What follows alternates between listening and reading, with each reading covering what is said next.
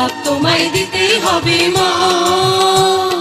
সন্ত্রাসীদের হাতে কেন ছিন্নি তুমি স্বদেশ আমার মাতৃভূমি, জবাব তোমায় দিতেই হবে মা গো, জবাব তোমায় দিতেই হবে মা। কেন বিদ্যালয়ে পড়ছে বোমা, এই কি পেলাম শিক্ষা ও মা। লাঞ্ছিত আজ শিক্ষা গুরু, চোখে দুঃখে জল।